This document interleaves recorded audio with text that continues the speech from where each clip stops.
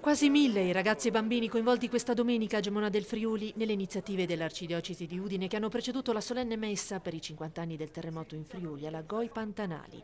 Al santuario di Sant'Antonio 600 adolescenti e giovani hanno potuto in particolare incontrarsi e dialogare con il cardinale e presidente della Conferenza Episcopale Italiana Matteo Maria Zuppi. La vita è sempre molto fragile e qualche volta tutti, compreso i giovani, pensano che non sia così.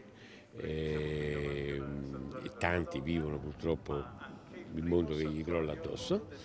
E poi qual è la risposta al mondo che crolla addosso? Questa forza di guardare al futuro e di costruire il futuro.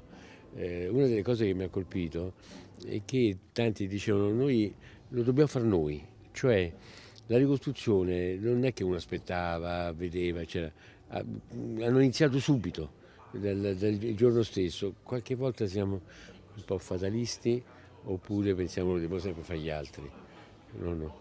I friulani l'hanno fatto loro con l'aiuto di tanti, questo sì, ma non si sono messi in panciolle, anzi hanno dato a tutti una lezione di grande determinazione a costruire oggi il futuro ed è quello che dobbiamo fare.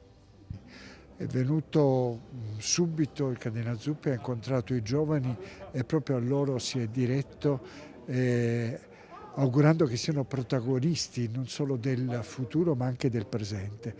Credo che sia un bel messaggio di incoraggiamento per tutti noi e soprattutto per i giovani.